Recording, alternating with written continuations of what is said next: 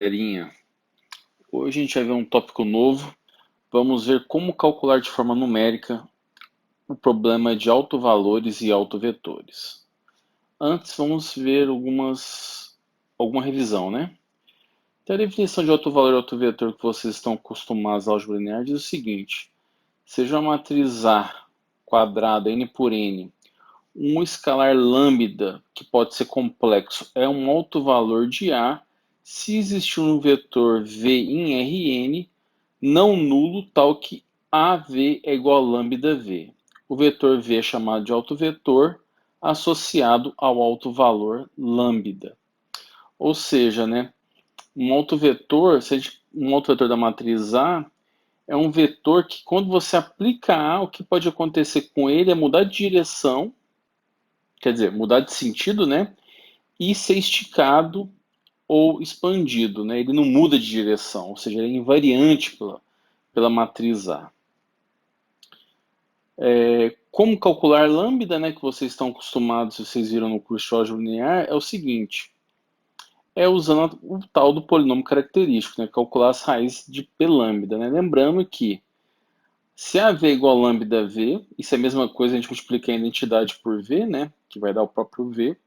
Se a gente passar esse termo aqui para o lado esquerdo, vai ficar A menos lambda identidade vezes vetor V igual vetor nulo. Se esse sistema linear tivesse solução única, no caso seria a solução trivial, né? Porque é um sistema linear homogêneo. Então V seria igual ao vetor nulo. Mas pela definição, V tem que ser diferente do vetor nulo. Então esse sistema linear tem que ter infinitas soluções, né? E para ele ter infinitas soluções, o determinante dessa matriz A menos lambda 1 tem que ser igual a zero. Daí nasce o tal do polinômio característico, né? Determinante A menos lambda identidade é o que a gente chama de polinômio característico. Então, no fundo, a gente está vendo, procurando as raízes desse polinômio, ou seja, os determinantes dessa matriz A menos lambda 1 e lambda I é igual a zero, certo? Para casos que a matriz é 2 por 2, a gente sabe calcular as raízes. Quando começa a aumentar a ordem da matriz, calcular as raízes desse determinante começa a ficar uma tarefa ingrata, né? E que a gente vai ver no curso mais para frente, como calcular raízes de polinômios de grau maior do que 2, por exemplo. Outra definição é o espectro da matriz. A gente chama de espectro da matriz A, também quadrada, é formado por todos os seus autovalores de A, né? Então a gente chama o conjunto dos autovalores de uma matriz do espectro da matriz. Outra definição também interessante é a matriz ortogonal, né? Uma matriz A quadrada, n por n, é dita ortogonal se todas as colunas ou linhas, né, formam um conjunto ortonormal. O que significa isso? Se a gente pegar a norma de cada coluna tem comprimento 1, e se eu fazer o produto escalar de uma coluna por outra, ou seja, duas colunas diferentes, esse produto escalar tem que dar zero, ou seja, tem que ser ortogonais, né? E aí vem uma proposição que tem várias propriedades de uma matriz ser ortogonal, várias propriedades interessantes. Se é uma matriz ortogonal, calcular a inversa dela é uma tarefa trivial, né? A transposta dessa matriz é a própria inversa. A propriedade 2 diz o seguinte, que a norma euclidiana da matriz A multiplicada por um vetor V é igual à norma do próprio vetor V. Isso quer dizer o seguinte, que uma matriz ortogonal, ela preserva a distância, né? Se ela preserva a distância, a gente já tem uma pista das possibilidades da matriz A, né? Ou seja, serão todos os movimentos rígidos no plano, ou combinações desses movimentos, exceto translações, né? Então, rotação, composição de rotação com reflexão é uma matriz ortogonal, né? A matriz dessa transformação que imita rotações e reflexões é uma matriz ortogonal. A propriedade de 3 também diz que os autovalores de A só podem ser mais ou menos 1 e que o determinante da matriz ortogonal também é mais ou menos 1.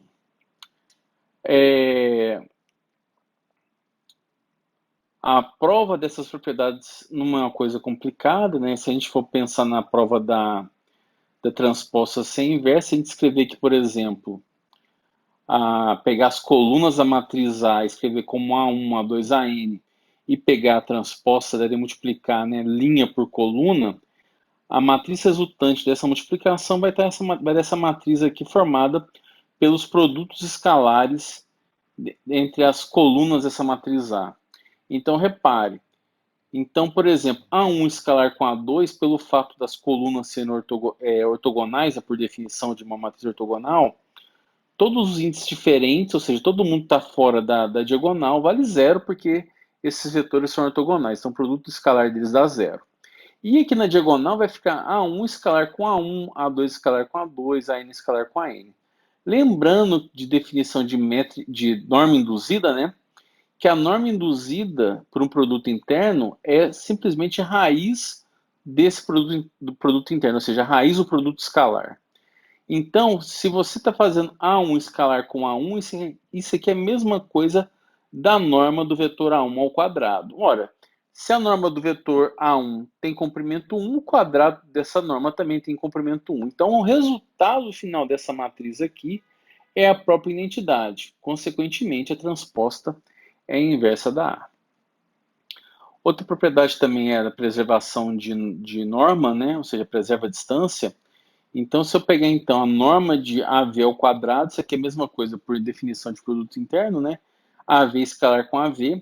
A gente sabe da propriedade de produto interno que o A passa para o outro lado transposto, né? Então vai ficar V A transposto A, mas pela propriedade de a transposta é a inversa de A, então vai ficar a identidade vezes o próprio vetor V, que vai dar V escalar com V, isso por definição é a norma do vetor V ao quadrado. Passando a raiz dos dois lados, a gente vai chegar ao resultado que a gente queria provar. E finalmente, para mostrar que os autovalores de uma matriz ortogonal é mais ou menos 1, tá aqui, né? Mesma coisa, pela propriedade de 2, a gente sabe que a norma de V é a mesma coisa que A vezes V. Pela definição de produto de autovalor, né? Isso aqui é a mesma coisa que lambda V normal ao quadrado. Pela propriedade de norma, esse escalar, que é esse número aqui, né? Que pode ser um complexo ou não, pode sair para fora, ficar modo de lambda vezes a norma de V. A gente corta, então, essa norma de V por norma de V. Não tem perigo desse cara ser zero, né? Porque a definição de autovalor vetor tem que ser diferente do vetor nulo. Então, cortando V, a norma de V dos dois lados, a gente vai chegar ao resultado que módulo de lambda é igual a 1. Logo, a única possibilidade de um módulo de lambda ser igual a 1 é lambda sendo mais ou menos 1, certo? Aí vem outra definição também de matrizes semelhantes ou matrizes também congruentes.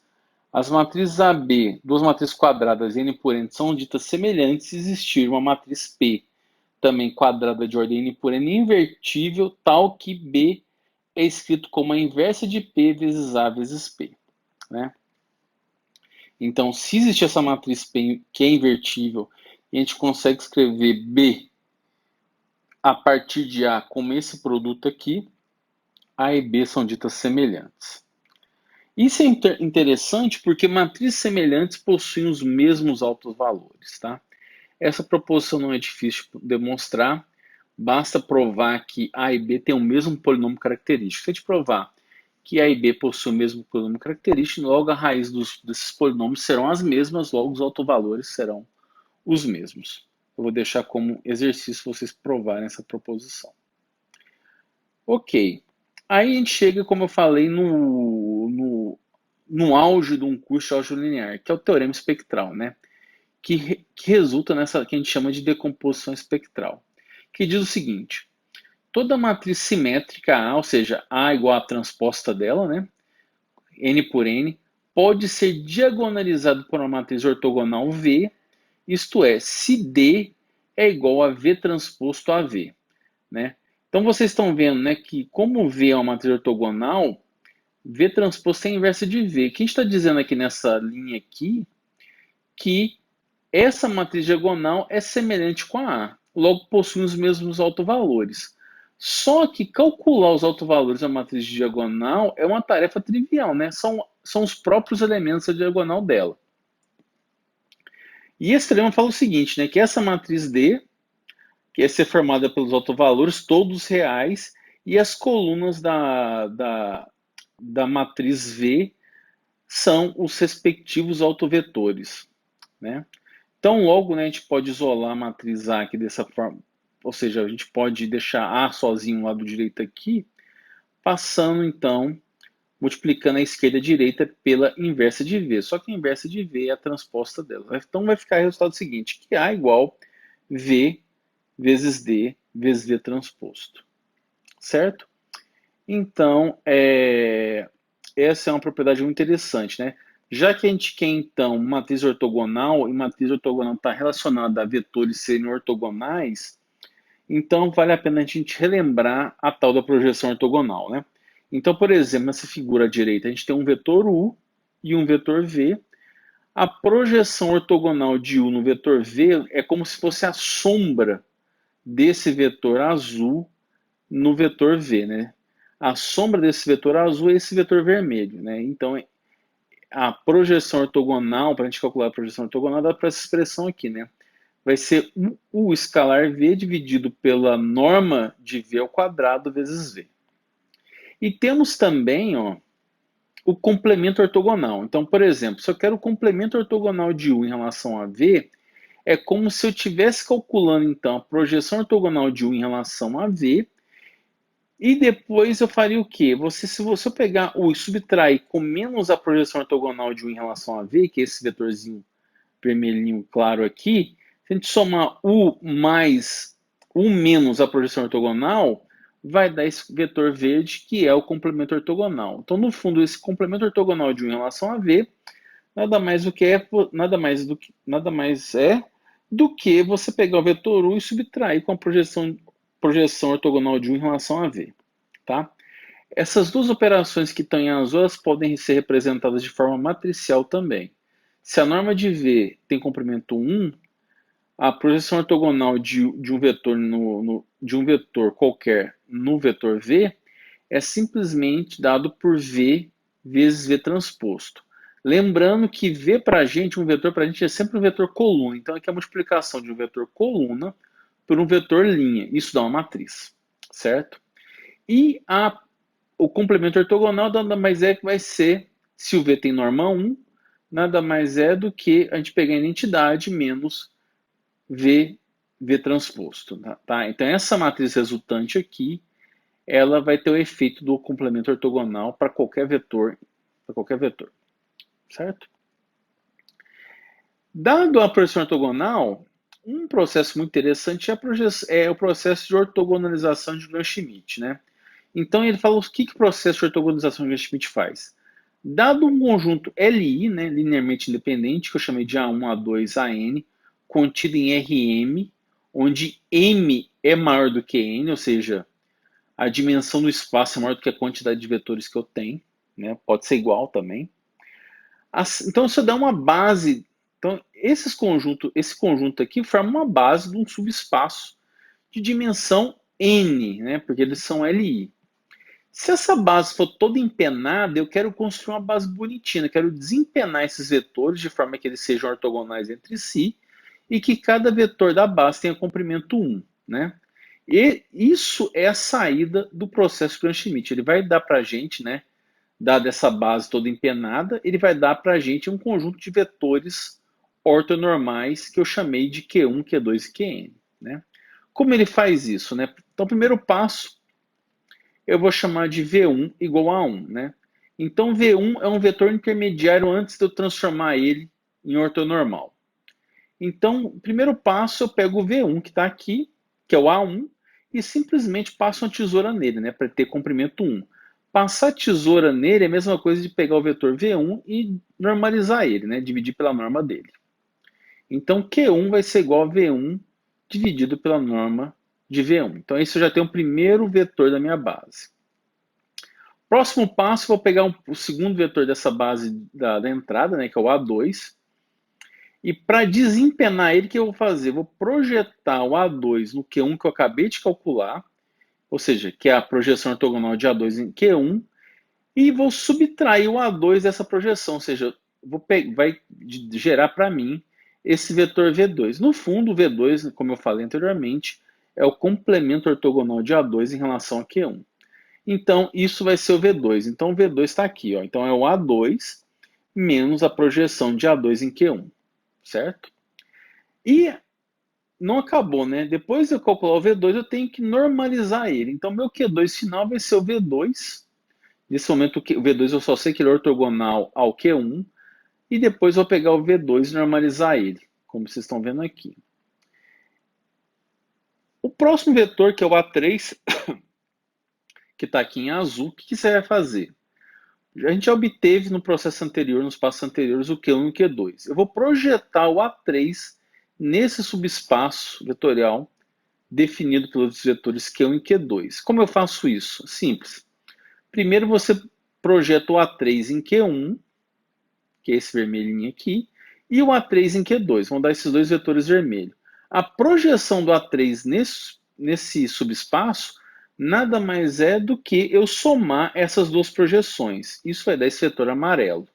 Logo, o complemento ortogonal de A3 em relação a esse subespaço nada mais é do que eu pegar o A3 e subtrair por esse vetor amarelo. E vai me dar o vetor V3.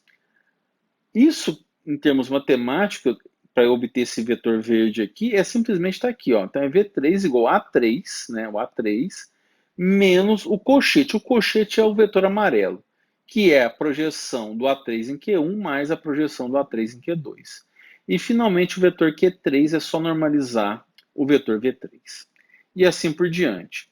Então, repare, para eu calcular, então, um VJ, eu preciso do V1, V2 até o VJ-1. Quer dizer, desculpa, do Q1, do Q2 até o QJ-1, de todos os anteriores. É um processo incremental.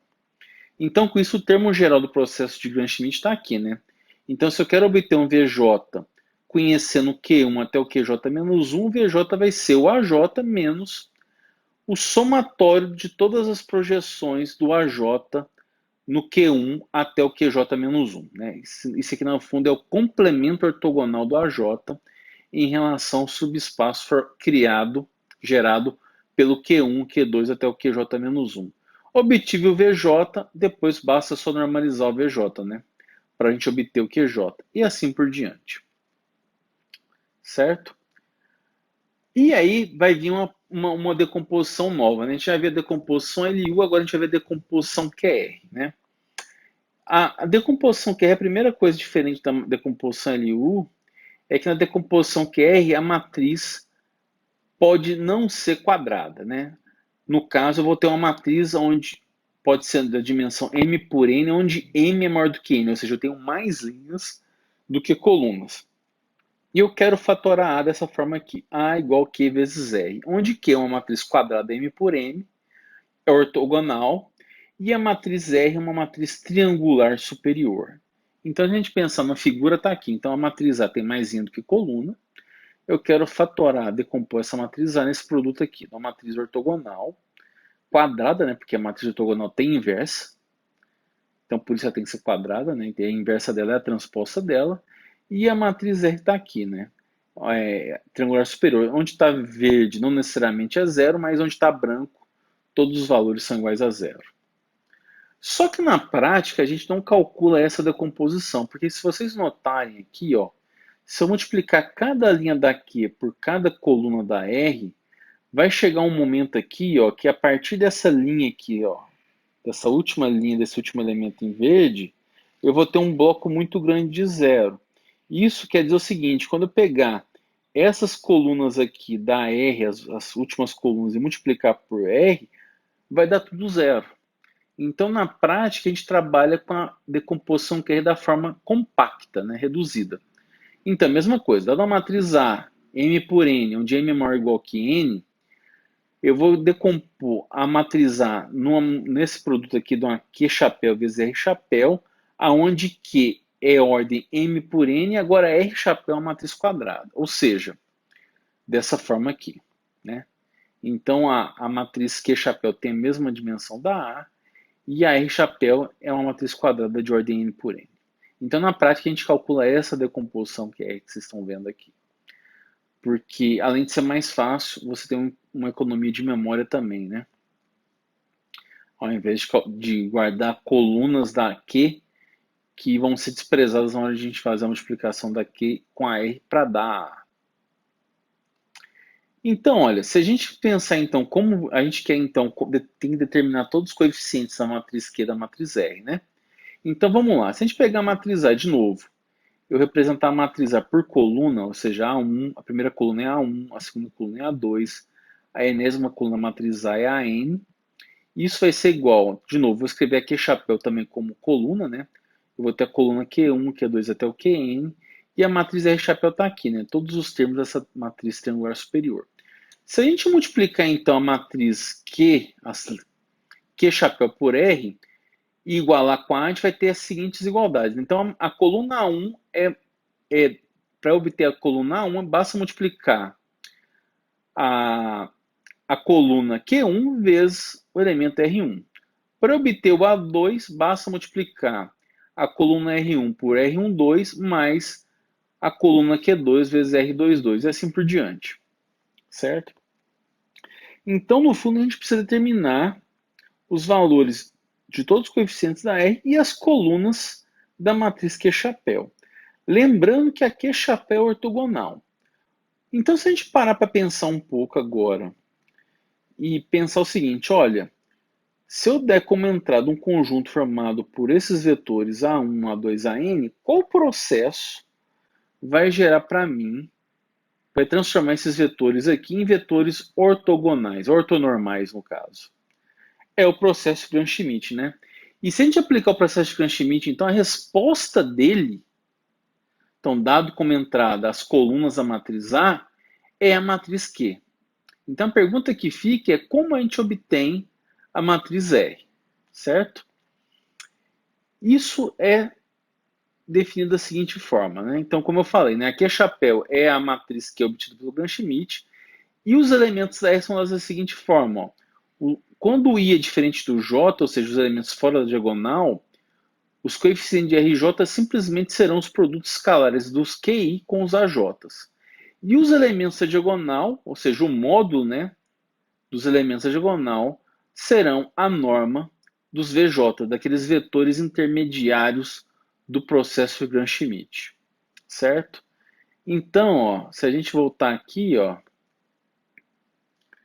a gente vê a relação do processo da decomposição QR com o processo de ortonormalização de Gram-Schmidt, certo? E aí vem um teorema, né, de existência e unicidade para a decomposição QR. Toda matriz M por N, com M maior ou igual a N, possui decomposição QR completa e reduzida. Além disso, se A tem posto completo, ou seja, se todas as colunas são LI, então a decomposição compacta é única se a gente definir a diagonal, ou seja, eu vou falar que todos os valores da diagonal são positivos. Por quê?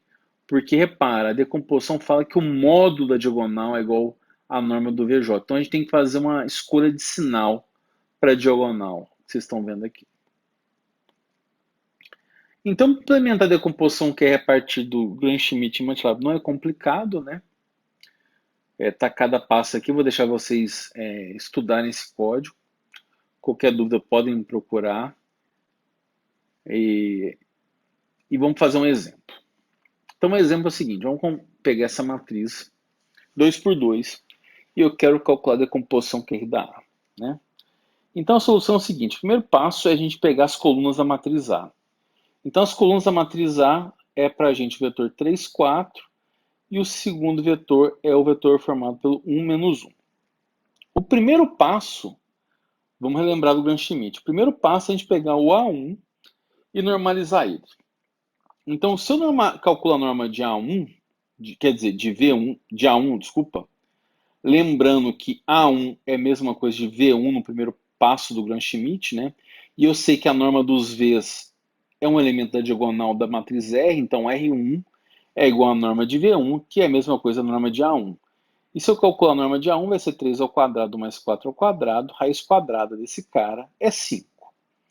Agora, o Q1, ou seja, o primeiro vetor coluna da matriz Q, é simplesmente a gente normalizar o V1, né? Então vai ser o vetor A1 dividido por 5. Então vai dar 3 sobre 5 e 4 sobre 5, né? Então aqui está a primeira coluna da matriz Q. O próximo passo a gente tem que calcular agora o V2. O V2 é fazer o quê? É pegar, aqui está errado, né? Tem um type, na verdade é A2 menos o produto interno de Q1 com A2 vezes Q1. Lembrando que elementos fora da diagonal é dado pelo produto escalar de Q1 por A2. Então, Q1 por A2 é o elemento R12 da matriz triangular superior. Fazendo essa conta, a gente vai ter é o vetor 1 menos 1, menos esse produto escalar que é menos meio, vezes o vetor Q1. Isso vai dar 28 sobre 25 menos 21 sobre 25. E agora acabou, né? A gente vai calcular o R2, o R22, que nada mais é do que a norma de V2. Então, a norma de V2 vai dar 7 sobre 5. E agora acabou, né? A gente vai normalizar o V2 para obter o Q2. E vai dar o vetor 4 sobre 5 menos 3 sobre 5. Então, moral da história, então a gente já tem aqui o R11, que é 5. O R12, que é menos 1 sobre 5. E o R22, que é 7 sobre 5. Com isso, a gente tem a matriz R. E a matriz Q está aqui, a primeira coluna dela está aqui e a segunda coluna dela está aqui. Então, finalmente, está aí a decomposição QR dessa matriz. Dá para ver claramente que esses vetores são ortogonais, né? Os vetores coluna da matriz Q. Ok? Agora, vamos fazer um exemplo maior, né? Para isso a gente vai precisar do computador. Usando uma MATLAB, vou calcular a decomposição QR dessa matriz 4 por 3. E vamos fazer a seguinte brincadeira, né? Eu quero ver se essa decomposição, calcular o erro da decomposição, ou seja, eu vou fazer a decomposição, multiplicar o Q vezes o R, vou subtrair da matriz A e vou calcular a norma dessa diferença usando a norma de Frobenius, né, que é a norma de matriz. E também vou ver se realmente os vetores da matriz Q são ortogonais. Se eu multiplicar então Q transposto Q, esse resultado vai dar uma matriz 3 por 3, né? Então se eu pegar então, eu quero ver se essa multiplicação de Q transposto Q, se Q transposto é a inversa da Q, tem que dar identidade. Então eu vou calcular o erro também desse produto aqui em relação à identidade 3 por 3, e esse erro vai ser dado pela norma de Frobenius dessa diferença. Então vamos para o MATLAB, né? Então aqui está meu código.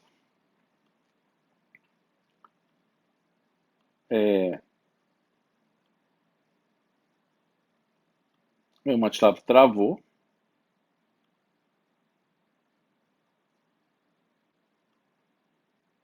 Vou chamar ele de novo.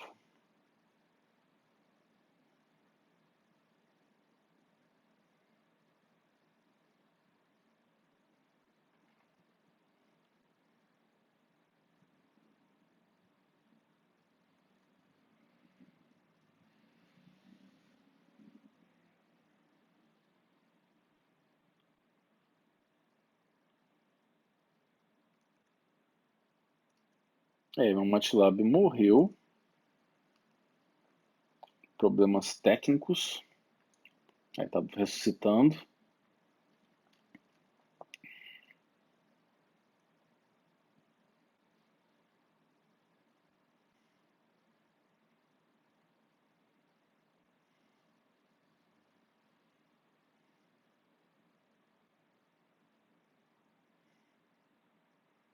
Então tá aqui, ó. Eu coloquei a matriz A, que está no problema.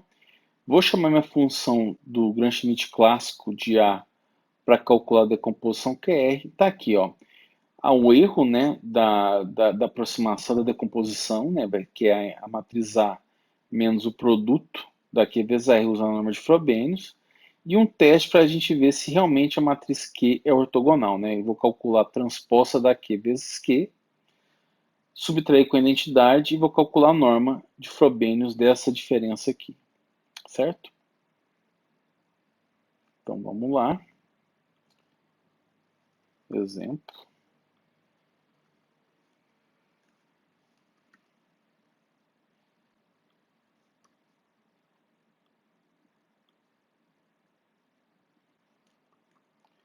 Então tá aí. O erro, né, da decomposição está na ordem de 10 a menos 17, que é uma aproximação muito boa, né, esse número é muito pequeno. E a ortogonalidade está na ordem de 10 a menos 16, também que mostra que, a menos de erro numérico, a matriz Q de fato é ortogonal. Agora vamos pegar o mesmo problema, sim, quer dizer, vou pegar o mesmo código e vou calcular a decomposição que é dessa matriz aqui. Claramente essa matriz, as colunas são LI, só que repara que agora aqui, ó, esse epsilon é a precisão de máquina, ou seja, nosso caso é 2 elevado a menos 52, ou seja, é um número muito pequeno. E vou refazer, vou calcular de novo o erro da decomposição QR e também a ortogonalidade da matriz Q. Vamos lá, então está aqui o meu código, ó. Então, primeira linha 1, depois EPS 00, 0 EPS 0, 00 EPS. Vou chamar a nossa implementação do Gram-Schmidt para calcular a decomposição QR e vou calcular o erro da decomposição, né, usando a norma de Frobenius, e o erro da ortogonalidade também usando a norma de Frobenius. Eu chamei o erro 2 e ortogonal 2. Então, continuando aqui. Tá aí. O erro da aproximação na ordem de 10 a menos 33 é uma ótima aproximação, mas, infelizmente, a ortogonalidade foi para o saco, né? Foi para o brejo.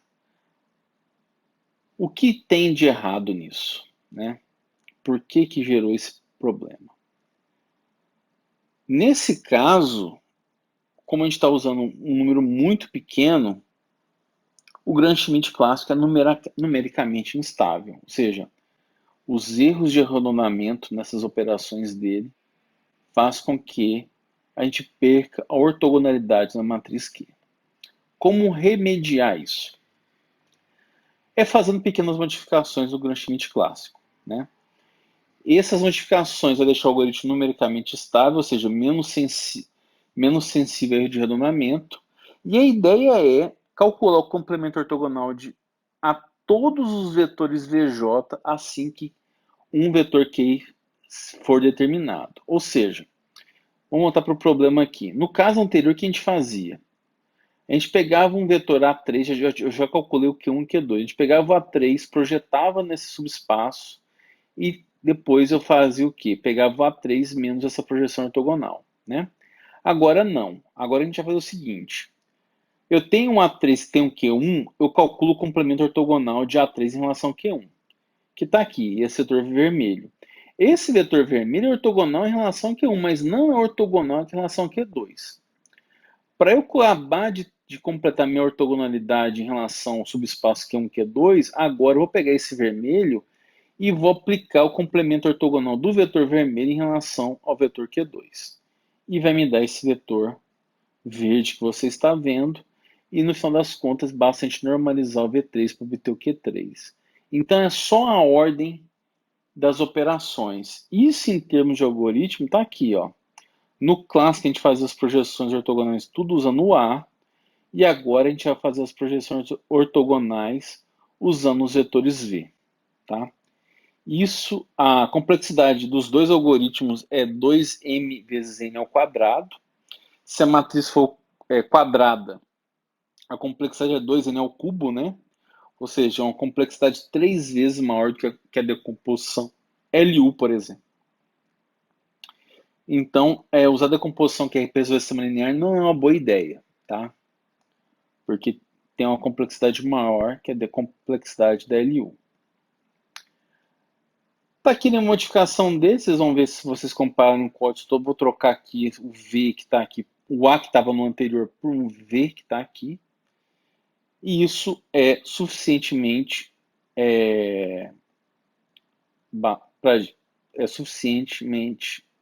suficiente para a gente ter a decomposição. Ó, eu vou fazer a mesma coisa aqui, trocando aqui, ó, por M de modificado, tá? E vamos refazer esse exemplo aqui. Então vamos lá. Vou chamar ele de novo.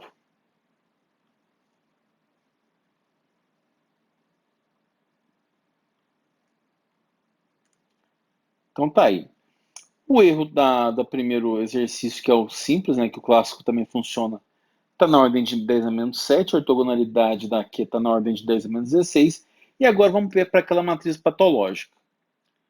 Eu tenho um erro na ordem de 10 a menos 33 e a ortogonalidade está na ordem de 10 a menos 16. Lembrando que o outro caso dava 0,77 alguma coisa, né? Ou seja, um erro muito alto. E vocês veem que o modificado resolve nossa vida, certo? Então, na hora de implementar uma alternativa de decomposição QR é usar o algoritmo modificado. Na verdade, existem várias maneiras de calcular a decomposição QR, certo? Usando rotações, que é rotações de Jacobi, mas nesse curso a gente vai ficar limitado a usar a decomposição de Gram-Schmidt, que é mais natural para a gente, que a gente está mais acostumado com ela da álgebra linear que vocês viram nos anos anteriores. Finalmente, depois da decomposição QR, né? Lembra, a gente fez um grande parênteses, a gente passou um grande tempo estudando decomposição QR, mas esquecemos do nosso objetivo principal, que é calcular, resolver o problema de alto valor e alto vetor, né? Então, agora a gente vai aplicar a decomposição QR para resolver esse problema. Esse método é chamado de método de Francis, né? Ou seja, dado a matriz assimétrica, ou seja, é uma matriz que vale o teorema espectral, né? Ou seja, essa matriz possui autovalores reais e os autovetores são ortogonais. E a gente vai usar a decomposição QR para calcular todos os autovalores e autovetores dessa matriz A. Qual é a ideia? A ideia é o seguinte, o processo de Francis é o seguinte. Eu vou chamar de A1 a própria matriz A e vou calcular a decomposição QR dela, usando Gram-Schmidt, por exemplo. Calculei. Eu vou pegar agora e criar uma matriz A2 simplesmente pegando as duas matrizes da decomposição QR e multiplicando elas ao contrário. Então, vou pegar R1 vezes Q1, eu vou ter uma matriz A2. E vou pegar essa matriz A2 e calcular a decomposição QR de novo. E vou ter uma matriz Q2 e R2. A matriz A3 vai ser obtida multiplicando esses elementos ao contrário, né? Então, A3 vai ser R2 vezes Q2, vou ter A3, faço a decomposição QR da A3, vou ter Q3 e R3, e assim por diante, até chegar no AK, que na verdade é RK-1 vezes a QK-1, certo? Esse é o processo de Francis, muito simples, desde que a gente saiba calcular a decomposição QR, né? Então, a ideia é essa, decompõe QR, multiplica ao contrário, decompõe QR, multiplica ao contrário e assim por diante. Só que veja bem, vamos refletir um pouco aqui. Eu quero calcular todos os autovalores da matriz A. Aparentemente, esse processo aqui, eu parto da matriz A e vou chegar na matriz AK. Primeira coisa, né, que a gente pensa, né? Será que os autovalores da minha matriz original é a mesma coisa dos autovalores da matriz AK? Se a resposta for sim, se os autovalores da matriz A original for o mesmo da matriz AK, que eu tive essa trabalheira toda para chegar, então AK tem que ser uma matriz muito fácil de calcular os autovalores. Qual a matriz mais fácil que a gente pode imaginar para calcular os autovalores? Uma matriz diagonal, né? Porque a matriz diagonal, os autovalores dela são os próprios elementos da diagonal dela. Então vamos ver se isso é verdade. Então a primeira proposição é a seguinte, que A e AK possuem os mesmos valores. Então estamos salvos, né? E para demonstrar isto, eu não vou fazer a prova explicar ela, mas a ideia é mostrar que A e AK são semelhantes, né? E isso que se A e AK são semelhantes, então elas possuem os mesmos autovalores, né? E a prova de fato mostra isso. E segundo é o seguinte, que essa sequência de AK converge para a matriz diagonal. Ou seja, então, a cada vez que eu decomponho e multiplico ao contrário, eu estou aproximando minha matriz A numa matriz diagonal. Então, logo, os autovalores são os elementos da diagonal dessa aproximação. Então, resumindo, logo os elementos da diagonal de AK fornecem uma aproximação para os autovalores de A, enquanto as colunas da matriz V, que na verdade é a multiplicação de todas as matrizes ortogonais que eu obtive usando a decomposição que é R. Lembrando, né, que multiplique produto de matriz ortogonal é uma matriz ortogonal. Logo, os vetores coluna da matriz V são ortogonais. Então, as colunas da matriz V fornecem uma aproximação para os autovetores da matriz A, certo? Então tá aí. Critério de parada, né? Porque eu vou ficar decompondo, multiplicando a decomposição invertida, né? Mas eu tenho que chegar um momento que eu tenho que parar. Um exemplo de critério é o número, dado então um número real epsilon maior que zero, uma tolerância positiva, e um número natural, ou seja, um número máximo de interações, o primeiro critério de parada é esse, é o mais simples, né? A gente fala o seguinte, que eu rodo 10 interações do método e para mim já dá uma boa aproximação do que eu quero. Ou então a gente olhar os elementos abaixo ou acima da diagonal da matriz A, né? Então, se pegar o máximo dos coeficientes abaixo da diagonal for menor que a minha tolerância, é porque, e pelo fato da matriz ser simétrica, né? É porque eu estou chegando perto da matriz diagonal. Ou então, essa outra medida que eu chamei de off de A for menor do que epsilon. No fundo, essa off de A nada mais é do que calcular a norma de Frobenius sem os elementos da diagonal, certo? Se essa métrica que for menor que a tolerância, pode parar também, porque você está perto da matriz diagonal. Então tá aqui, para a gente implementar o Médici Francis, é tranquilo, a gente passa a comentar da matriz E a tolerância, e eu vou cuspir, ou seja, o programa vai retornar uma matriz V, né, que é formada pelos autovetores, né, as colunas são os autovetores são formados dos autovetores da matriz A, e um vetor formado pelos autovalores que eu chamei de D. Então, eu inicializo a matriz V como uma identidade, inicializo o erro como infinito, né, para poder entrar num loop. Então, enquanto o erro for maior que a tolerância, faço a decomposição usando o método quântico modificado, obtenho a Q e a R, atualizo o A multiplicando ao contrário, V vezes Q, e vou acumulando o produto das matrizes Q, né? Então, repare que a V começou com a identidade exatamente para eu poder acumular esse produto, esse produtório. E aqui está um erro, né? Que eu estou usando aquele comando que pega os elementos abaixo da diagonal e estou analisando o critério 2, né? Estou vendo se os elementos abaixo da diagonal for menor do que um epsilon, eu paro, certo? Quando eu sair desse loop, eu já montei a minha matriz V, já tem uma aproximação da A, então eu chamo o comando diag para pegar a diagonal da matriz A, né? Desconsiderar todo mundo está fora da diagonal. Então, com isso, eu termino, né? Vamos fazer um exemplo. Antes de terminar, vamos fazer um exemplo, então. Né? Se meu MATLAB deixar, que está travando bastante. Então, eu vou construir uma matriz A simétrica.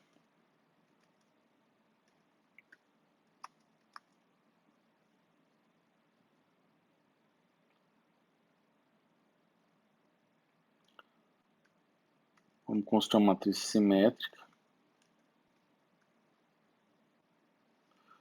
O que eu errei aqui? Eu emendei ali o 2 com 9. Tem a matriz A. Repara, ela não é simétrica ainda, né? Então, o macetinho para a gente criar uma matriz simétrica é somar com a transposta. Então, criar uma matriz simétrica aqui. Agora é simétrica. E vou chamar, então, vou pegar o V e o D e vou chamar o método Francis. O método Francis de A e vou pegar uma tolerância de 10 a menos 4. E tá aí, ó. Então, retornou esses autovalores, né? E aqui tá os autovetores, cada coluna são os autovetores de cada autovalor. Se a gente usar o comando do MATLAB só para poder comparar, o AIG, né, que eu ensinei na aula de MATLAB, Só para dar uma comparação, se o método rodar, tá aqui, ó. Vamos comparar com o nosso. Ah, não, só para dar uma olhada aqui, ó. O MATLAB ordena, então deu menos 12, 0,23 e 17. Menos 12, 17 e 0,23. Então, o alto valor associado a menos 12 é esse aqui, ó, menos 71, 0,71, 0,37 e 0,58. O nosso vai ser esse segundo aqui, ó, 0,7184 menos 0,3715 menos 0,58. Repara ó, que no nosso caso, ó, não é que está errado, na nossa direção está um pouco diferente da direção do MATLAB, mas é o mesmo autovetor, né? A gente tem que considerar tanto ele mais ele ou menos ele, né? Flipar, a gente pode flipar a direção dele, certo? Então vocês podem notar que deu um resultado satisfatório aqui, certo? Então com isso eu me despeço por hoje.